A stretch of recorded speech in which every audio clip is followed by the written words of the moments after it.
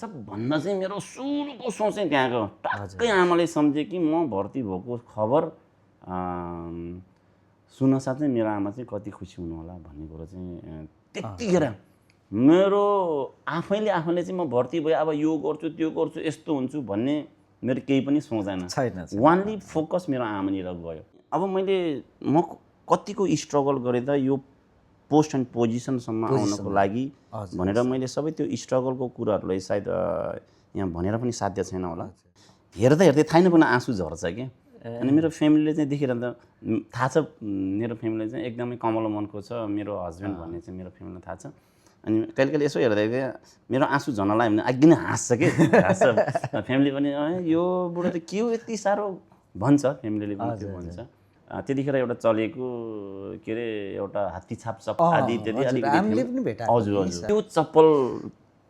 किनिदिनु भएको थियो आमाले अब मतलब त्योसम्म मात्रै किनेर चाहिँ आफू चाहिँ लगाएर हिँड्न सक्ने हैसियतको थियो भनौँ न हजुर गुड मर्निङ एन्ड नमस्ते साहब नमस्ते सरबुजी साहब आजको पोडकास्टमा हजुरलाई स्वागत छ थ्याङ्क यू गुजी साहब हजुरको आजभोलिको हालखबर के छ त साहब सरबुजी अनेस्टली भन्नुपर्दाखेरि एकदम ठिक छ त्यो एउटा यति राम्रो प्लेटफर्ममा चाहिँ एउटा ठिक नहुने त कुरै होइन दिनचर्चा एकदमै रमाइलोसँग चाहिँ अगाडि बढिरहेको छ यस्तो एउटा ब्युटिफुल प्लेटफर्म हो जुन हामी घरको ढोकाबाट एक पहिला अगाडि निस्किन साथ होइन छरछिमेकी साथीभाइ एकदमै क्लोज प्रोक्सिमिटीमा चाहिँ हामी चाहिँ भेट्न सकिन्छ सबैसँग चाहिँ हालो गर्दै दिन बिताउन पाउँदाखेरि त रमाइलो नहुने त कुरै भएन एकदम ठिक छ एकदम साहब हजुरले आफूले छोटकरीमा इन्ट्रोड्युस गर्नु पर्दा के भनेर गर्नुहुन्छ सर इट्स मी भक्तजन गुरुङ पालिका पुरनकोट भन्ने ठाउँमा चाहिँ मेरो जन्म भएको हो र मेरो बाल्यकाल त्यही ठाउँमा बित्यो त्यही ठाउँमा जन्मेँ त्यही ठाउँमा हुर्केँ त्यही ठाउँमा पढेँ भनौँ त्यसपछि आफ्टर प्राइमरी स्कुल चाहिँ कम्प्लिट भइसकेपछि त्यतिखेर गाउँमा चाहिँ सेकेन्डरी स्कुल थिएन सेकेन्डरीको लागि चाहिँ फेरि अलिक गाउँबाट टाढै जानु पर्थ्यो आफ्टर सेकेन्डरी सकिसकेपछि फेरि फर्दर स्टडी कलेजको लागि त्यतिखेर अब एसएलसी भन्थ्यो अहिले एससिसी भन्छ एसएलसी पास गरिसकेपछि फेरि फर्दर स्टडीको लागि चाहिँ म काठमाडौँ केही समयको लागि चाहिँ कलेज पढ्न त्यहाँ झरेँ हजुर सर त्यसपछि म चाहिँ कलेज पढ्दै गर्दा त्यही सिलसिलामा चाहिँ अलिकति फेरि भर्ती हुन्छु भन्ने चाहिँ भयो आफैलाई देन 2000मा इयर अफ 2000मा चाहिँ म चाहिँ सिङ्गापुरमा चाहिँ इन्लिस्टेड भएको भर्ती भएको गुरुजी चाहिँ सो अहिले मेरो सर्भिस चाहिँ almost 26 years which is very good साहब तर साहब यो अब हाम्रो लौरे परिवेशकै कुरा गरौँ होइन भलै हाम्रो समाजमा एउटा लौरे भन्ने कुरा चाहिँ सबैलाई थाहा होला हजुर तर हाम्रो देश नेपालमा लौरे भन्ने कुरा कति ठाउँमा चाहिँ एकदमै आइसोलेट भएको अवस्था छ कतिवटा समाजहरूलाई चाहिँ यो विषयमा थाहै छैन सो यो विषयमा हजुरको भनाइ केही राखिदिनुहुन्छ कि मलाई चाहिँ यस्तो लाग्छ सौरभ गुरुजी यसमा चाहिँ यस हिजोको दिनमा नेपालको कतिपय जिल्लाहरू भनौँ ठाउँहरू अलिकति जुन एउटा लाउरे जिल्लाहरूमा चाहिँ लाउरे भन्ने शब्द नै उनीहरूलाई चाहिँ थाहा थिएन जुन मेरो बुझाइ अनुसार है जुन लाउरे कसरी हुनुपर्छ यसको सिस्टम के हो क्राइटेरिया के हो आदि इत्यादि कुराहरू कतिपय ठाउँहरू म चाहिँ थाहा थिएन नेपालको कतिपय ठाउँहरू एकदम अलिकति विकट ठाउँहरू भनौँ त्यस्तो ठाउँहरूमा तर अहिले भनेको चाहिँ एकदमै सोसियल मिडियाको प्लेटफर्म चाहिँ एकदमै मजबुत भएको समय हो अहिले चाहिँ सोसियल मिडिया एकदमै तीव्र गतिमा चाहिँ अगाडि बढिरहेको अवस्था छ सो मलाई जहाँसम्म लाग्छ अहिले थ्रु सोसियल मिडिया हैन सबैको हातमा गाउँको कुना कुनामा पनि सबैको हातमा चाहिँ ह्यान्डफोन इन्टरनेट हुन्छ त्यसले गर्दाखेरि चाहिँ through social media I think यो चिजमा चाहिँ यो सबै ठाउँमा चाहिँ जानकार हुनुपर्ने जस्तो लाग्छ मलाई तर मान्छे व्यक्ति चाहिँ ऊ चाहिँ इन्ट्रेस्ट चाहिँ हुनु पऱ्यो फेरि हैन इन्ट्रेस्ट चाहिँ हुनु पऱ्यो अहिले चाहिँ अब तपाईँले सोसियल मिडियाको प्लेटफर्म भनेको आफूले चाहिँ जे चिज चाहिँ इन्फर्मेसन चाहिँ खोज्नु पऱ्यो भने त्यहाँ गुगल गऱ्यो भने तपाईँले जे इन्फर्मेसन पनि त्यहाँ चाहिँ पाउन सकिन्छ त्यसमै म चाहिँ के भन्छु भने अहिलेको स्थितिमा चाहिँ यो इन्फर्मेसन चाहिँ नेपालको कुना कुनामा पुगेको छ जस्तो चाहिँ लाग्छ आश गरौँ अब विभिन्न हाम्रो अफिसहरू छ उहाँहरूले पनि यसको एडभर्टाइज गर्दै होला त्यसमा अब इन्टायरली अब तपाईँतिरै म जान चाहन्छु जसमा चाहिँ तपाईँ चाहिँ सबैभन्दा फर्स्टमा भर्ती हुनुपर्छ अनि लाउरे हुनुपर्छ भनेर तपाईँले चाहिँ कोबाट चाहिँ एउटा मोटिभेट अथवा तपाईँलाई कसले चाहिँ इन्सपायर गरेको थियो सर अलिकति खुलाइदिनु भए राम्रो एकदमै गजबको एउटा अनुभव छ मेरो एउटा भर्ती हुनको लागि म कसरी चाहिँ इन्सपायर भएँ भन्ने कुरामा चाहिँ हजुर हजुर सर मैले अघि नै भनिसकेँ म चाहिँ एउटा गाउँको लमजुङ जिल्लाको एउटा गाउँको साधारण ठाउँमा चाहिँ जन्मिएको हुर्किएको त्यहीँ पढेको मान्छे हजुर सर अनि मेरो मामा मेरो आफ्नै मामा मेरो मामा घर चाहिँ मेरो गाउँमा चाहिँ जस्ट 2-4 कान्ला मात्रै फरक छ कि मेरो घर र मामा घर चाहिँ अनि मेरो मामा चाहिँ ब्रिटिस आर्मीको हुनुहुन्छ ब्रिटिस आर्मीको एक्स हुनुहुन्छ मेरो मामा चाहिँ हजुर त्यसपछि हामी सानै थिएँ आई थिङ्क म त्यतिखेर चाहिँ 1-2-3 क्लास समथिङतिर पढ्थेँ होला मामा चाहिँ फर्स्ट छुट्टी सेकेन्ड छुट्टी होला इफ आई एम नट रङ होइन हजुर हजुर मामा गाउँमा छुट्टी आउने बेलामा चाहिँ 4-5 वटा जुन भरिया हैन भारी बोकाएर चाहिँ पक्क छुट्टी आउने बेलामा चाहिँ पक्क जन्ती लाग्यो जस्तो भरिया हालेर गाउँमा आइसकेपछि फल्ना छुट्टी आउँदैछ भनिसकेपछि अब फेरि केटाकेटी त्यस्तै हुने भयो पछि होइन लस्कार अनि अर्को कुरा त्यतिखेर एउटा समय थियो एउटा लाउरे छुट्टी आउँदाखेरि अथवा दायाँ बायाँ बजार घुम्न जाँदाखेरि चाहिँ त्यो टेप रेकर्ड भन्ने गरिन्छ त्यति ठुलो के त्यो साउन्ड सिस्टम यत्रो मादल जत्रो ठुलो मादल भन्छ ठुलो 3 पिस वाला त्यही बोकेर चाहिँ घन्काउँदै गाउँै फर्काउँदै छुट्टी आउने चलन थियो नि त पहिला लाउरेहरूको हजुर सर अनि त्यसपछि मेरो आफ्नै मामा त्यसरी चाहिँ छुट्टी आएको देख्दाखेरि एउटा 1 नम्बर कुरो म त्यहाँबाट पनि एउटा इन्सपायर भएको मान्छे हुँ अनि मामा मात्र नभएर गाउँ वरिपरि सर्कलमा जुन अग्रजहरू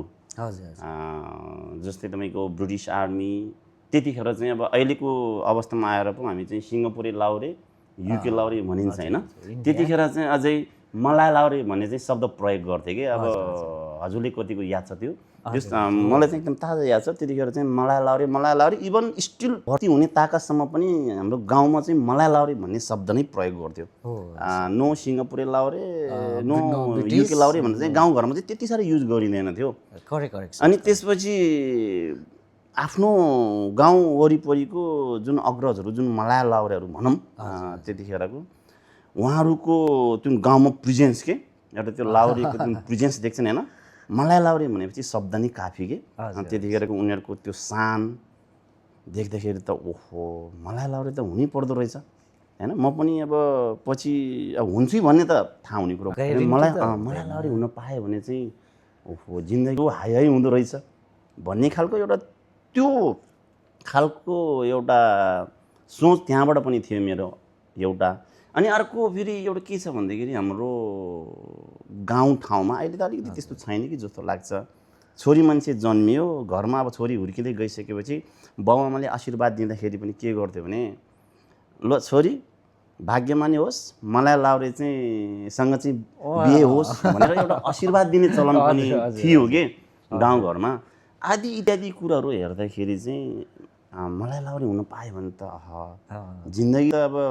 कहाँदेखि कहाँ पुग्थ्यो होला भन्ने खालको एउटा सोच केही मात्रामा सोच चाहिँ आउँथ्यो अब हुन्थेन भन्ने कुरा त्यतिखेर त मैले अब जज गर्ने कुरो भएन आफैले तर हुन पाएँ हुन्थ्यो भन्ने चाहिँ थियो त्यसरी म चाहिँ एक्सपायर भएको थिएँ लाउरे हुनको लागि चाहिँ है हजुरको यो सब कहानी सुनाउनु भयो सर ज्यू सो यो तपाईँको अब ब्याक टु फेरि पहिलाको कुरामा जाउँ होइन लमजुङ गाउँमा जन्मिनु भयो हजुर अनि हजुरले भर्ती हुनुभन्दा अगाडि चाहिँ कस्तो स्ट्रगलहरू चाहिँ गर्नुभयो यहाँको केही एक्सपिरियन्सहरू सेयर गरिदिनुहुन्छ कि अब स्ट्रगलको कुराहरू गर्नु पर्दाखेरि त अवश्य पनि मैले जिन्दगीमा भर्ती हुनुभन्दा अगाडिको स्ट्रगलको पाटोहरूलाई मैले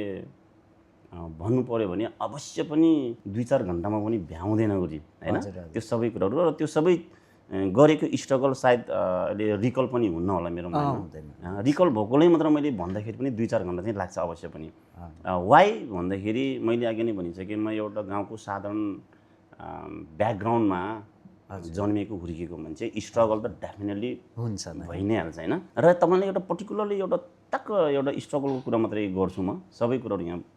बयान गरेर साध्य हुन्न। मेरो स्कुल लाइफको एउटा स्ट्रगलको कुरा है त गुरुजी। जस्तै मैले अघि भने मेरो पालामा गाउँमा चाहिँ कक्षा 5 प्राइमरी स्कुल मात्रै थियो। त्यसपछि प्राइमरी स्कुल चाहिँ गाउँमा चाहिँ कम्प्लिट गरिसकेपछि र फेरि त्यसमा जोड्नु पर्दाखेरि मेरो बाबा चाहिँ त्यही प्राइमरी स्कुलकै टिचर हुनुहुन्थ्यो कि मेरो बाबा चाहिँ गाउँको प्राइमरी स्कुल टिचिङ गर्नुहुन्थ्यो। त्यसपछि अब त्यतिखेर टिचरको इन्कम कति नै पो हुन्छ र होइन, एउटा साधारण घर धाम्ने मात्रै हुन्थ्यो। त्यसपछि कक्षा 6बाट चाहिँ गाउँदेखि पारिपट्टि डाँडा, हामीले भन्दाखेरि दुरडाँडा भन्ने गरिन्छ, नामै दुरडाँडा, ठ्याक्कै मेरो गाउँदेखि मेरो घरदेखि पारी डाँडामा देखिन्छ। मेरो घरकै आँगनबाट चाहिँ त्यो स्कुल बिल्डिङ देखिन्छ क्या। तर त्यो जानको लागि तपाईँको गाउँबाट चाहिँ घरबाट निस्किन साथ नै तल चाहिँ एउटा खोला छ, त्यसले चाहिँ नाम मलाई याद छ, किरिन्चे खोला भन्छ। खोला तरेर फेरि उकालो चढ्नु पर्थ्यो अनि मात्रै बल्ल स्कुल पुग्थ्यो। वो चिज ठक्कै 1 घन्टा लाग्थ्यो, ठक्कै 1 घन्टा। अब त्यो 1 दिन 2 दिन होइन, त्यो त अब तपाईँको डेली रुटिन स्कुल जाने आउने भनेको होइन।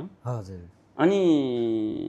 अब मैले मेरो ब्याकग्राउन्डको कुरा गरिसकेँ, एउटा फ्यामिली ब्याकग्राउन्डको कुरा। अब स्कुल जाँदा आउँदाखेरि अब सक्क मजाको अब त्यो जुत्ता लगाएर आउन जान सक्ने एउटा हैसियत थिएन मेरो, अवश्य भन्नुपर्दाखेरि। अनि स्कुल जाने बेलामा त्यतिखेर एउटा चलेको के अरे एउटा हात्ती छाप चप्पल आदि इत्यादि अलिकति। हजुर, त्यो चप्पल किनिदिनु भएको थियो आमाले। अब मतलब त्योसम्म मात्रै किनेर चाहिँ आफू चाहिँ लगाएर हिँड्न सक्ने हैसियतको थियो भनौँ न। त्यो पनि कस्तो थियो भन्दाखेरि म चाहिँ चट्ट स्कुल जाने बेलामा चाहिँ त्यो चप्पल चाहिँ छिटो चुट्टिन्छ, छिटो फाटिन्छ भनेर घरबाट निस्किने बेलामा त्यो चप्पल चाहिँ हातमा बोक्थेँ म। हातमा बोक्थेँ अनि खाली खुट्टा त्यो हिँडेर जाने होइन कि अब ब्रुक ब्रुक ब्रुक उफ्निँदै जाने हो कि। किनभने अब त्यो हिँडेर गयो भने त त्यो बाटो त पक्का 1.5 घन्टा प्लस लाग्ने बाटो हो, हिँड्ने त कुरै छैन। ओह्रालोमा तपाईँको ब्रुक ब्रुक त्यो उमेरमा फेरि त्यो थकै पनि फिल हुँदैन थियो। उफ्रिँदै तल खोलामा पुग्थ्यो, त्यसपछि खोला तर्थ्यो, फेरि मच्चिने अब उकालो। अनि स्कुल पुग्ने बेलामा मात्रै बल्ल त्यो चप्पल चाहिँ खुट्टामा लगाउँथ्यो है गुरुजी। त्यो तरिकाले त्यसपछि अब तपाईँको अब हाम्रै गाउँघरमा साथी सर्कल देखिन्छ, कतिपय अब अलिकति राम्रै एउटा ब्याकग्राउन्डको, विशेष गरी अब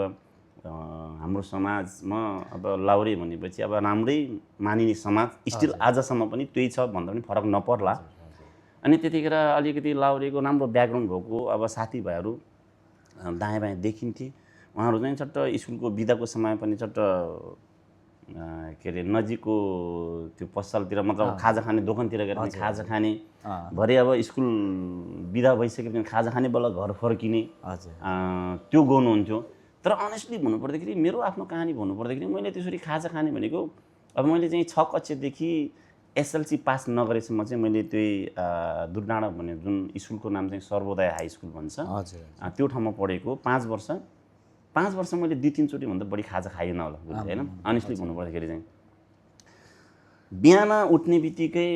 बिहान अब 1 भारी घाँस काट्नु पर्थ्यो घरमा। अब 1 भारी भन्नाले अब तपाईँको अब आफूले सकेको 2-4 मुठा भन्छ नि होइन,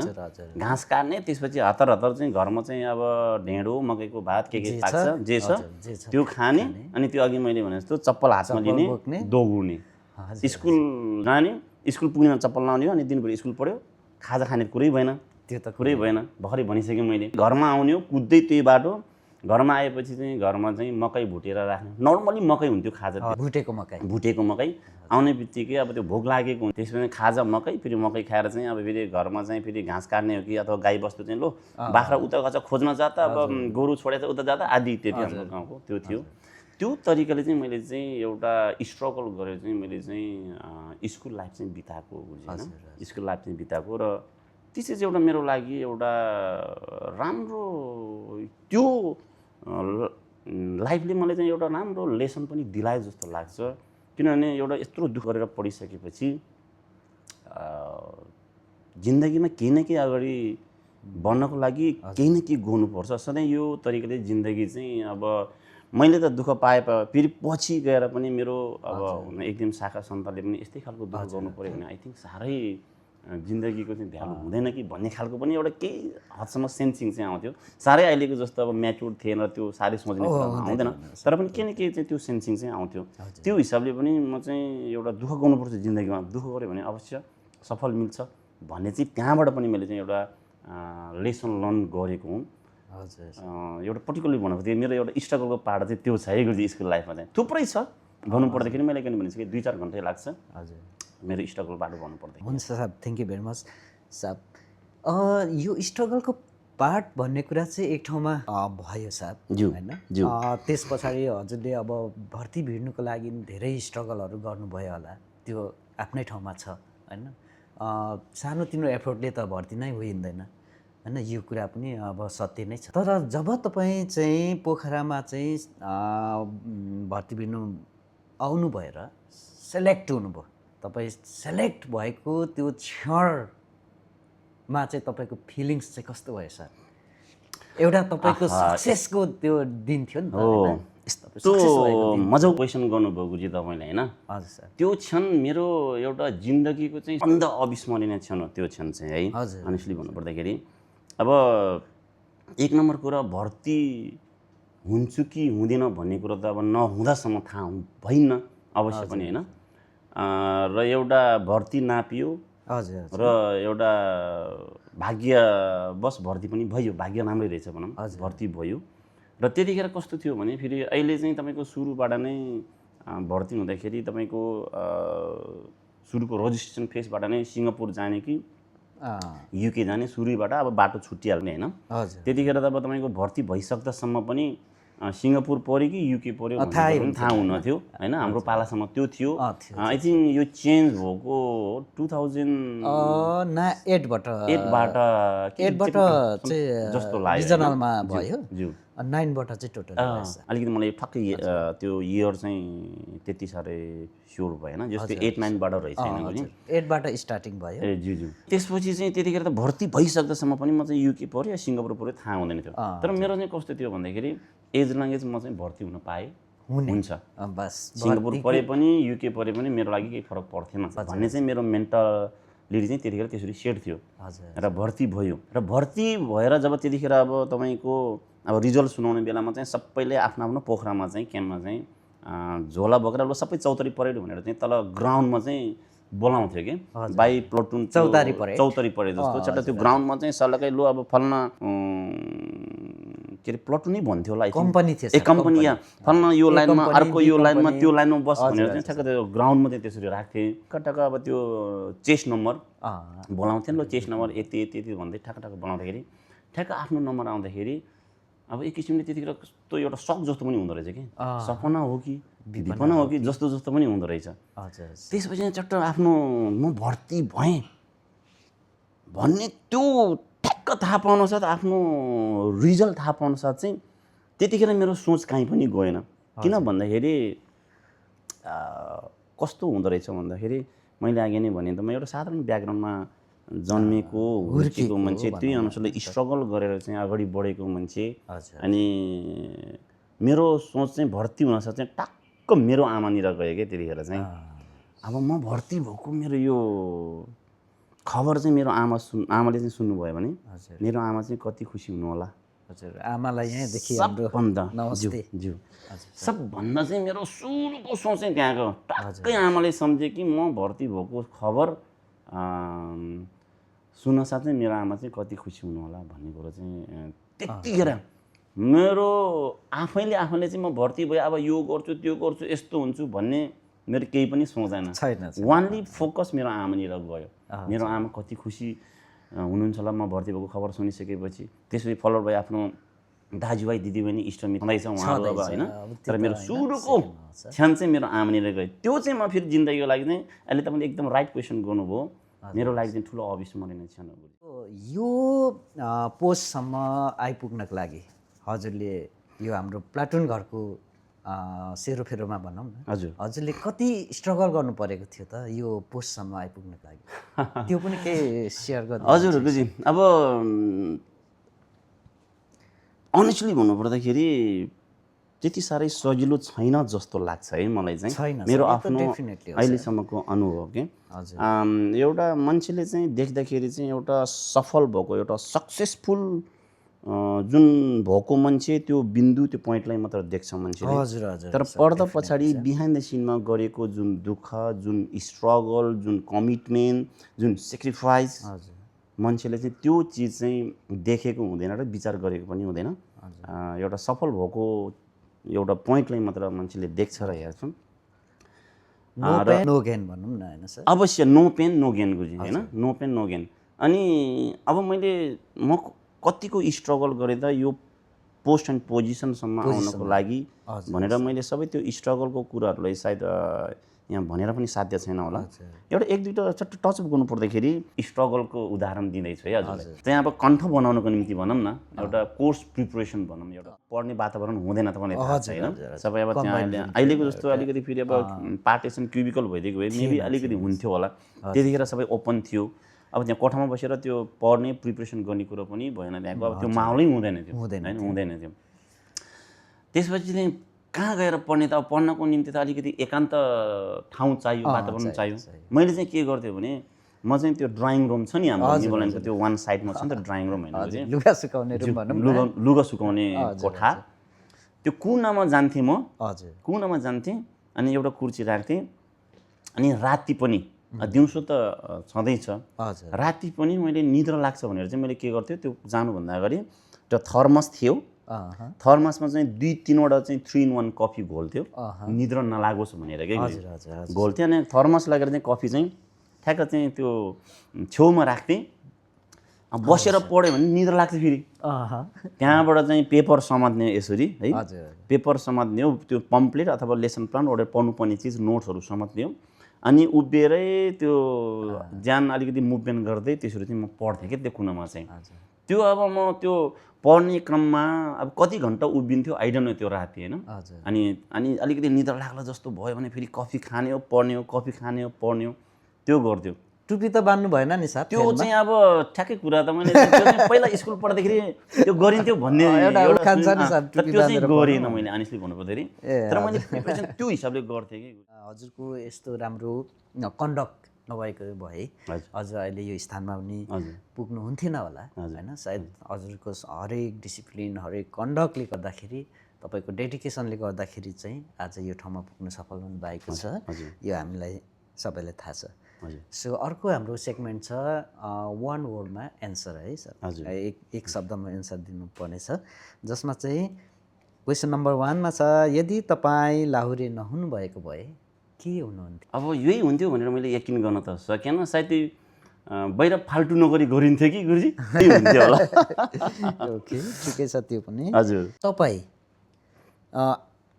आफूले आफैलाई वान वर्डमा डिस्क्राइब गर्नुपर्दा एकदमै कमलो मनको मान्छे भनेर चाहिँ म आफैले चाहिँ भन्छु है। Soft hearted. हजुर, सफ्ट हार्टेड। कुन कन्टेक्स्टमा अलिकति म फेरि यसलाई एक्सप्लेन गर्न चाहेँ, आई थिङ्क समय दिनुहुन्छ होला हजुरले।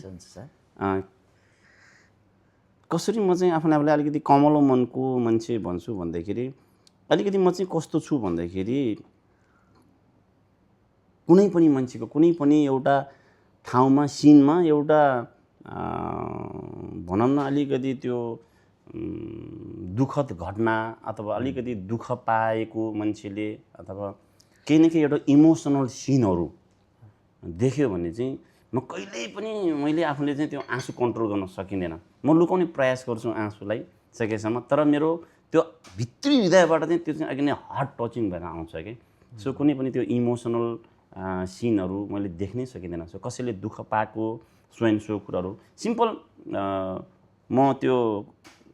फोन हेरेर बस्दाखेरि पनि आउँछ नि त सर्टेन समयमा त्यो इमोसनल सिनहरू आदि इत्यादि हेर्दा थाहै नपर्ने आँसु झर्छ क्या। अनि मेरो फ्यामिलीले चाहिँ देखिरहँदा थाहा छ, मेरो फ्यामिलीले चाहिँ एकदमै कमलो मनको छ मेरो हस्बेन्ड भन्ने चाहिँ मेरो फ्यामिलीलाई थाहा छ। अनि कहिले यसो हेर्दाखेरि मेरो आँसु झर्न लाग्यो भने अघि नै हाँस्छ कि, हाँस्छ फ्यामिली पनि, यो बुढो त के हो यति साह्रो भन्छ, फ्यामिलीले पनि त्यो भन्छ। तर जस म चाहिँ अलिकति जस अब सानो मनको कमलो मनको, मतलब कमलो मनको छु भन्छु आफूले चाहिँ। हजुर, अब एकदम भेरी लास्ट क्वेसन छ हजुरको लागि, आफ्टर रिटायरमेन्ट हजुरको प्लान? आफ्टर रिटायरमेन्ट सोफा नेपालै गएर चाहिँ सेटल हुने प्लान छ गुरुजी। सो यही गर्छु त्यही गर्छु भनेर चाहिँ अहिले चाहिँ फिक्स गरिसकेको छैन। एलोङ द वेमा गएर अब 45 इयर्स भनेको आई थिङ्क गएर त्यतिकै फेन मात्र खाएर बस्ने एज चाहिँ अवश्य पनि होइन। यो चिज म एकदम अवेर छु। आफ्टर रिटायरमेन्ट नेपाल गइसकेपछि I must do something, I must engage with something भन्ने चाहिँ मेरो मेन्टालिटी चाहिँ छ। सो म केही न केही चिजमा चाहिँ म चाहिँ इन्गेज चाहिँ डेफिनेटली हुन्छु। तर अहिलेको अवस्थामा म यही चिजमा हुन्छु, त्यो गर्छु भन्ने चाहिँ त्यो चाहिँ मैले चाहिँ फिक्स चाहिँ गरिसकेको चाहिँ छैन। आजको लागि हजुरलाई हजुरको अमूल्य समय झिकेर आइदिनु भयो, त्यसको लागि धेरै धेरै धन्यवाद छ सर। Thank you. र आजको हाम्रो गेस्ट हुनुहुन्थ्यो हाम्रो भक्तजङ साहेब। धेरै एक्सपिरियन्स, स्ट्रगल, उहाँको सफलता, उहाँको होइन उहाँले गर्नुभएको स्ट्रगलहरू चाहिँ हामीलाई सेयर गरेर जानुभएको छ, विच इज हाम्रो लागि पनि धेरै इम्पोर्टेन्ट कुरा जस्तो लाग्छ मलाई। साथै उहाँले धेरै इम्पोर्टेन्ट कुराहरू गरिदिनु भएकोमा यहाँलाई फेरि पनि धन्यवाद छ। थ्याङ्क यू स्वरूप गुरुजी। हुन्छ sir. Thank you very much. मलाई चाहिँ आफ्नो 2-4 शब्द एउटा राख्ने एउटा मौका दिनुभएकोमा चाहिँ इन्टायर टिमलाई चाहिँ थ्याङ्क यू भेरी मच। धन्यवाद साहेब।